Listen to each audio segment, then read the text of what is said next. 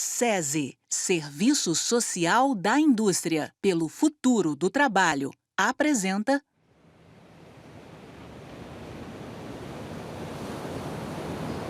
Que legal, cara.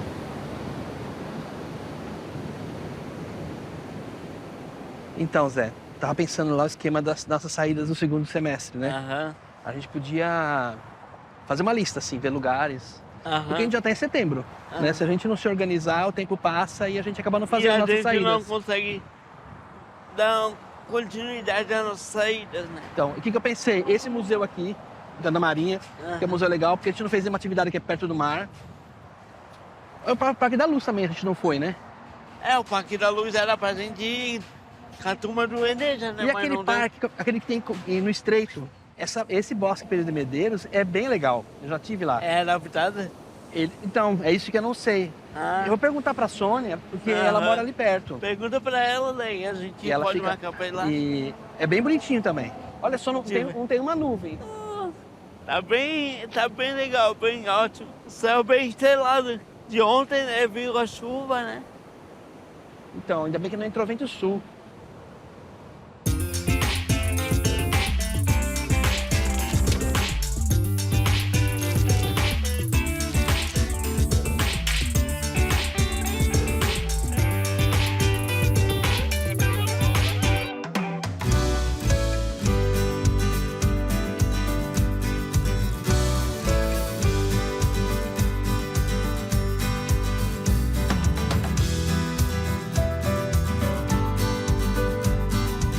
Meu nome é Daniel Godinho Berger, eu tenho 54 anos de idade, nasci em São Paulo e estou desde 1990, com 21 anos, vim para Florianópolis.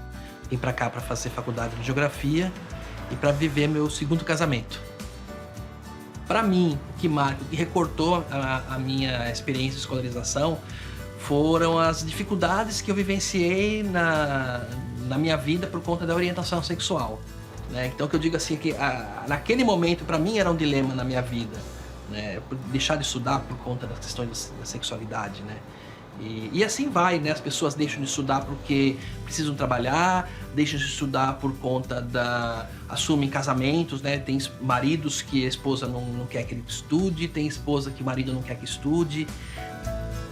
Fui um dia passando em São Paulo, no centro de São Paulo, dentro de um ônibus, tinha uma faixa atravessando a Brigadeiro Luiz Antônio. Venha concluir o ensino fundamental, o ensino supletivo. E ali eu me conheci amigos, conheci a EJA, né? E aprendi muita coisa que eu trouxe, que eu tenho buscado como memórias, inclusive na minha formação acadêmica, né? A experiência de tocar, ter a oportunidade de entrar em sala, me conectou com uma experiência que era anterior de quando eu estava na EJA. Né, que as pessoas lá na EJA falavam pra mim assim, pô, tu ensina, que legal, eu consegui entender o que você está explicando, você nunca vai ser professor.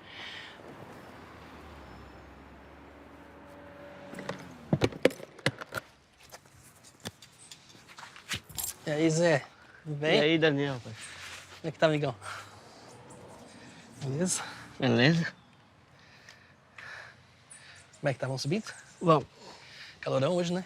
Como é que tá a tua pesquisa? Tá boa, tá. Eu vi o vídeo, né? Aquele vídeo lá fala do que mesmo? Da pessoa com autonomia, né? O que eles falaram sobre autonomia? Eles falam muita coisa, né? Falam sobre a gente morar sozinho, a gente ter a nossa própria autonomia, sem ficar dependendo da nossa família. Isso é bem o que o Jairo falou, né? Na entrevista dele, né? Cego, morando sozinho. E acho que isso vai te ajudar, né? Vai falar amanhã na roda de conversa vai me também, ajudar né? um pouquinho. Bom, seu Carlos, tudo bom?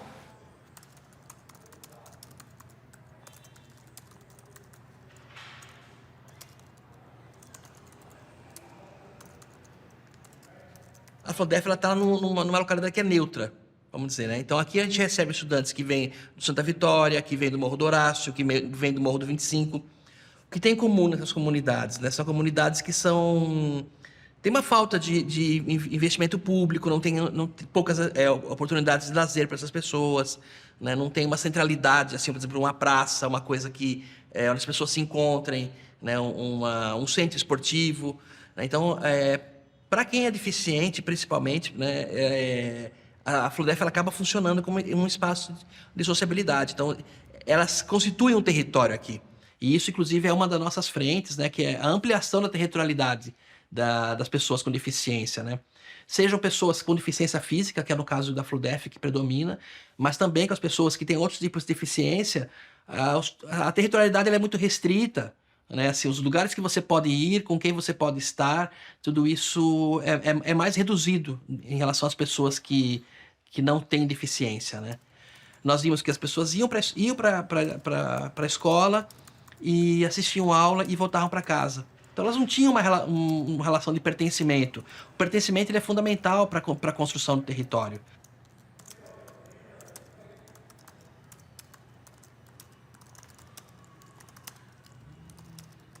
A escola deixou a desejar, os pais deixaram a desejar porque não quiseram que a gente estudasse, né? Mas mesmo assim, daí eu fiquei naquilo ali, casei muito nova, né? Casei, tive filhos.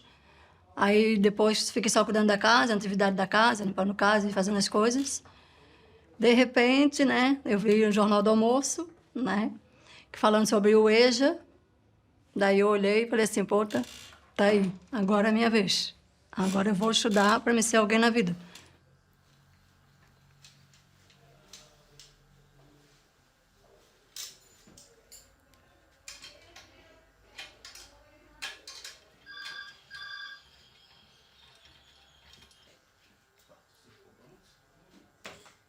Aqui no EJA, ia ter aula. Aí eu disse para ela, eu quero continuar os estudos porque eu parei do primário. Aí ela assim, então tá. Aí estou aprendendo cada vez mais. Até a minha letra melhorou muito bem. Eu comecei aqui na EJA, né, através de... Quando eu comecei a trabalhar como sobre-aprendiz, aos 15 anos, né? Daí eu vim pra cá, falei com os professores aqui, e aí comentei com ele, tô trabalhando, quero... Só que para isso acontecer, eu quero continuar estudando. Daí eu comecei, os primeiros dias a gente fica meio acelerado, meio nervoso.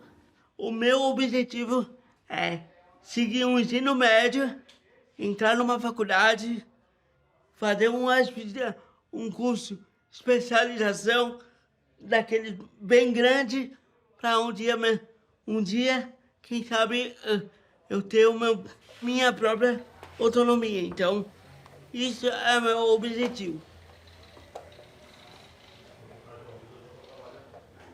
Um desafio no desenvolvimento da pesquisa é conseguir mobilizar o desejo, né? Chegar, aproximar e buscar aquilo que a pessoa quer de verdade, que é para além de fazer uma atividade para passar de ano ou para ter um certificado. Não, eu entendi a pesquisa de uma forma diferente. Eu pesquisei sobre isso. Eu fui lá, pesquisei no mesmo dia, eu pesquisei, já fiz tudo. Então não é assim.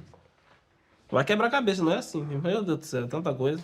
Mas pelo menos a pessoa aprende mais, né? Quanto mais você estuda, mais você aprende. É que a gente também tem uma experiência de pesquisa na escola, que é a cópia, que é buscar um texto que fale daquele assunto, né? E esse texto que fala daquele assunto, ele é resultado do pensamento de alguém. Então a gente vai lá e pega o pensamento de alguém e esquenta para nós, como se fosse um prato requentado.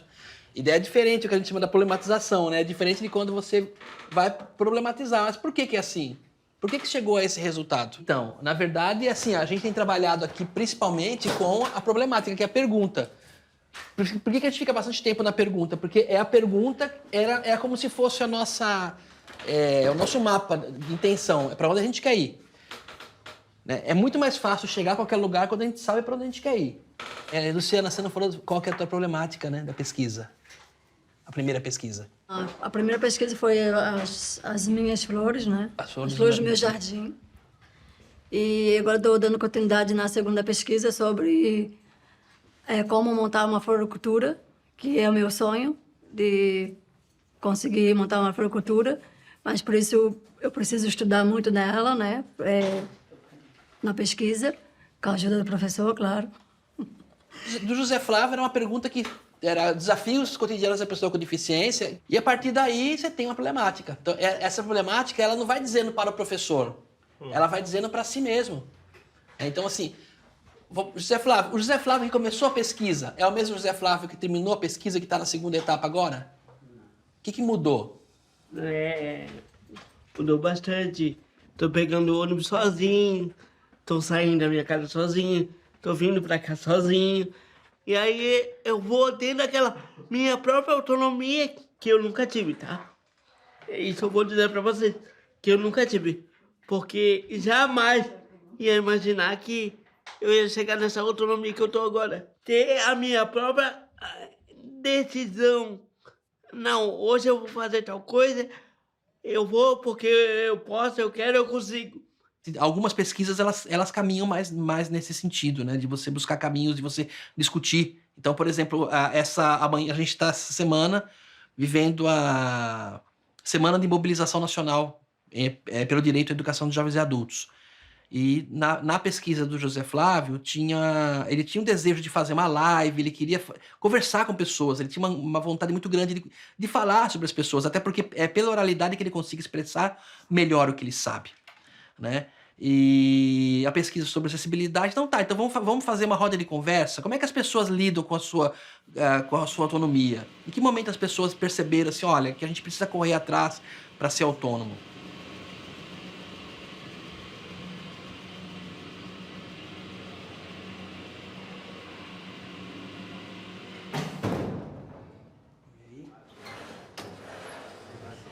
Eu me chamo Rita, eu sou uma mulher branca, tenho os cabelos vermelhos, pintados. Estou vestindo uma camiseta preta, escrito ENEJA, é o nosso Encontro Nacional de Educação de Jovens e Adultos, uma calça jeans azul, um tênis azul. E estou aqui para acompanhar essa roda de conversa com muita curiosidade. O que é autonomia? A autonomia, para mim, é bem diferente de independência. E parece que os dois conceitos, eles são confundidos. Autonomia, para mim, é o poder de escolha. E independência é eu poder fazer as coisas sem depender do outro. Então, são dois conceitos, no meu entendimento, bem distintos. Isso que eu estou buscando aqui, com todos vocês, né? Isso, só gratidão a Deus sempre, porque eu me espelho muito no Zé, né? Que ele é um guerreiro, assim como o professor que está aí ajudando a gente nesse quesito aí de a gente encarar as coisas de frente, não ter medo. Quanto é importante o papel fundamental que tem a EJA, que é esse papel de libertação, de dar essa liberdade para a pessoa, e o quanto o processo de educação, a escola, tem um papel fundamental nisso, né? O quanto a educação liberta, o quanto a educação te proporciona contato com outras pessoas, o quanto ela te proporciona entender o mundo, né, de uma forma diferente. Ter consciência, como falou nosso colega, das possibilidades que o mundo oferece para ela, dos direitos que ela tem, da possibilidade que ela teria de frequentar uma escola, do direito de frequentar uma escola, do direito de fazer parte da sociedade como um todo, né? Então, eu acho que a educação ela é importante para todas as pessoas. Eu acho que a pessoa com deficiência ela ultrapassa até um limite, porque é ela que dá consciência para as pessoas de aonde elas podem chegar, né, com relação à sua deficiência, tendo autonomia, tendo independência, né? E uma reflexão que a gente tem feito é Como que eu busco isso? Em que momento que eu busco isso? E eu tenho que ter um momento certo ou eu tenho que ter um momento para me buscar, né? Então, Todo momento. tem que ter uma forma de ir atrás de solução, né? De ir atrás de busca, né? De pesquisar que momento que a gente tem que ir atrás da autonomia. Então, para mim, eu acho que esse já é o momento de cada um de nós aqui ir atrás da nossa própria autonomia.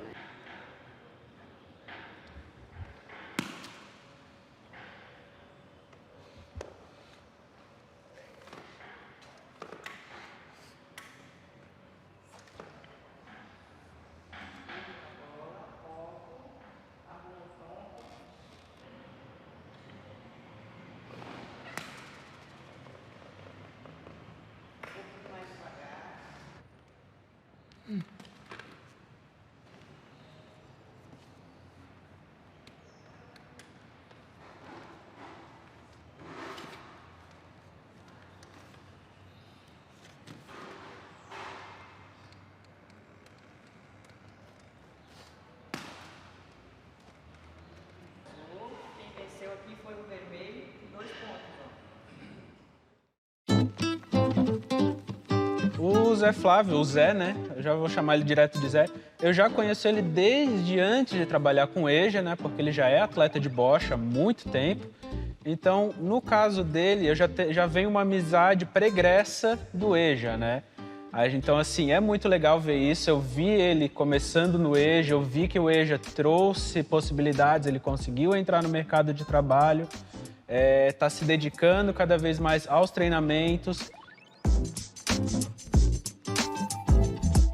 Um episódio que é muito bacana, que a gente conseguiu superar nesse ano mesmo, uma das questões que ele botava era transferência. Transferência é simplesmente sair da cadeira para ir para outro lugar. Que ele falava que ele tinha muita dificuldade, que ele não conseguia sozinho, que ele precisava da ajuda da mãe, da avó, enfim, né? E aí, então, a gente começou a fazer um trabalho de formiguinha, tudo mais. Fui passando alguns exercícios para ele. E aí, depois eu tive a grata surpresa que depois de cerca de 3, 4 semanas, ele, por conta própria, conseguiu fazer a transferência da cadeira dele para a cama, que era uma coisa que, pra gente, é uma coisa super simples. Para ele já é uma baita vitória. Consigo fazer tal transferência, consigo ficar em pé. Prepara. Atrás da linha na 1. Prepara. Foi! Vai, Zé, vai, Zé. Aê! Vitória do círculo. Fez a linha. Última agora. Quem vencer, vence tudo. Sempre gostei de uma metáfora para EJA como uma estação de trem, sabe? Assim, como um terminal, um lugar de passagem. É um lugar que você passa, que você traz suas histórias, e é ali onde você vai se fortalecer e vai se reconstituir e reconstruir a sua história. As pessoas chegam na EJA, é muito comum, com uma sensação de certa forma, uma culpabilização pela trajetória, né, de escolarização, ou culpabilização, ou então uma fatalização, né? Então, assim, eu parei de estudar porque eu precisei trabalhar, né? Eu nunca parei de estudar porque a escola que eu estudava, quando eu comecei a trabalhar, não possibilitava que eu tivesse um horário flexível. E que tipo de escola que é necessário para atender a população que demanda a educação de jovens e adultos? Para poder entender isso, a gente precisa fazer o quê? A gente precisa conhecer as pessoas.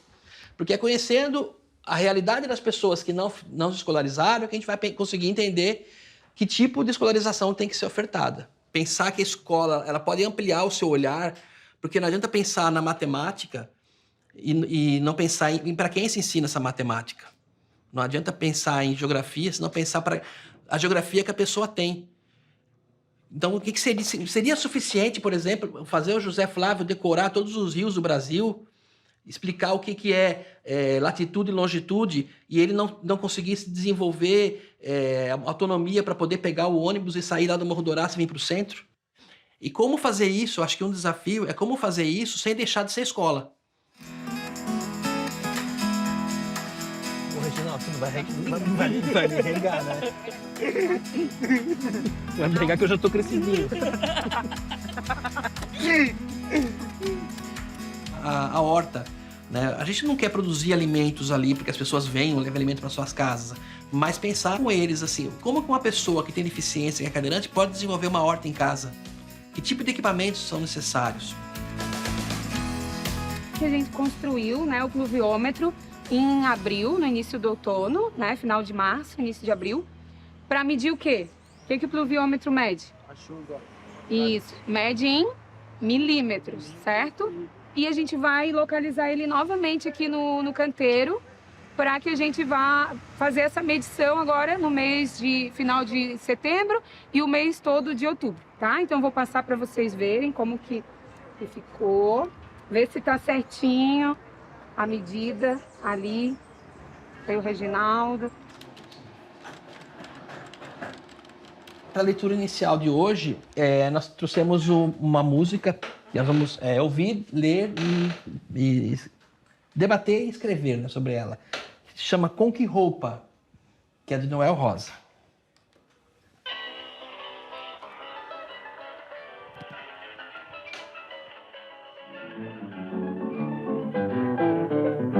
Agora vou mudar minha conduta, eu vou pra luta, pois eu quero me abrumar.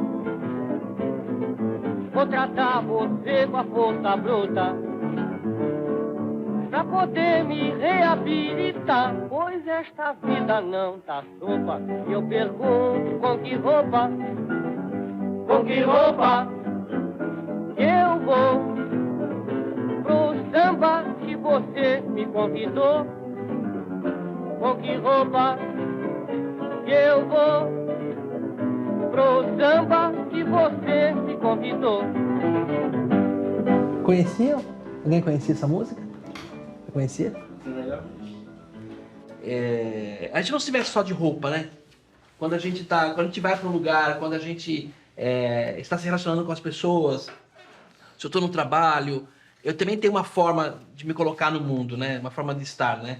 Eles têm um olhar diferente, né? Quando a gente tá bem vestido, quando a gente não tá, quando a gente tá bem arrumada, quando a gente não tá, né? Então, o olhar da pessoa, ela percebe. Ela tem um olhar diferente, né? Quando a pessoa tá bem, quando a pessoa tá mal. Ele se pergunta como que ele vai se colocar nesse lugar, né? Então, a roupa é uma manifestação do gosto dele, das predileções, né? Eu me visto pra mim mesma, né? Não pra agradar os outros. Então, eu me importo comigo. Do jeito que eu gosto, eu sou vaidosa, eu gosto de me vestir do jeito que eu gosto de me vestir, não interessa se é sexo ou não, né? Sem ser vulgar. Mas eu visto pra mim, pra me amar, me gostar, não pelo que os outros vão pensar da minha roupa. Mas eu queria fazer uma provocação agora, que é a gente ir pra escrita. E na escrita, que a gente começou, né? Outro dia a gente foi, que é Quando Eu Acordo, né? Ou dos dias de chuva. Eu queria propor que a gente fosse pra escrita, e agora na escrita a palavra, a expressão provocadora seria: agora vou mudar minha conduta, eu vou pra luta. Eu quero saber pra onde vocês vão. Com que roupa? Com que roupa? O importante da EJA da FLODEF é mostrar que é possível desenvolver uma educação de jovens e adultos que reconheça a importância do conhecimento, fugindo de uma política de homogeneização, né, que é a base comum curricular. Né? Então, eu acho que ela é uma EJA que se coloca como uma forma de resistência. Né? A gente quer um outro tipo de educação, a gente não quer uma educação massificada.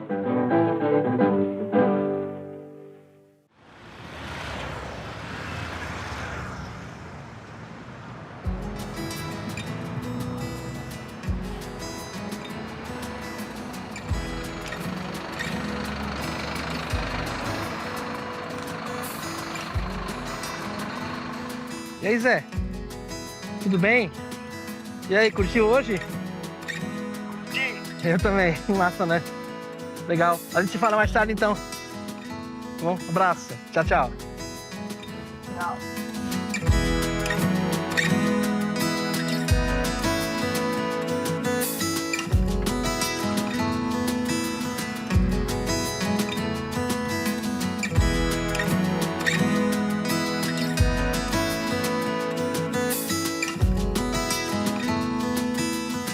A experiência da orientação sexual trouxe, naquele momento, né, para minha mãe um sofrimento para ela. Que não é hoje, né? Ela é uma pessoa maravilhosa e sempre me acompanhou aí na minha trajetória, mas naquele momento a pergunta era assim: você quer se regenerar? Você quer pensar, tocar a tua vida de outra forma? Eu saí da escola, eu saí do bairro que eu morava, fui morar com meus avós durante 7 meses, né? Eu trago essa reflexão porque não foi uma coisa assim, uma decisão de uma pessoa, né? Ou da minha mãe, ou do meu pai. Foi um momento, né? A dificuldade em saber como lidar com isso, né? Então havia uma compreensão de que esse afastamento talvez pudesse me regenerar. Tá, vamos se afastar disso e tal. E daí foi, mas assim, já era quem eu sou, né? Eu não sei se eu tinha dificuldade com a minha orientação sexual. Na verdade, eu não tinha dificuldade. Eu tinha dificuldade de saber como lidar com as questões das pessoas, como lidar com relacionamentos, né? Mas eu tinha uma experiência de vida. Problematizar essas questões, faz parte da educação dos jovens e adultos, sabe?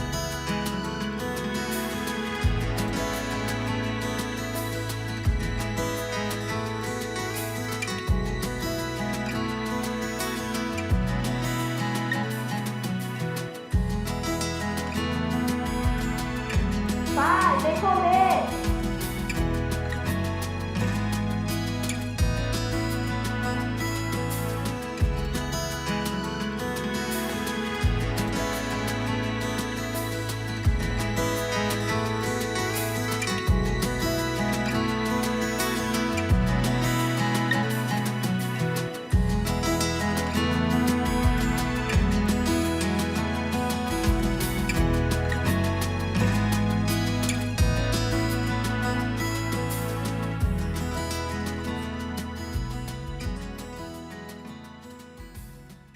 Estudar é um direito garantido pela Constituição para todo cidadão em qualquer idade. Se você deseja voltar a estudar ou conhece alguém que deseja, procure a escola mais próxima com turmas de EJA.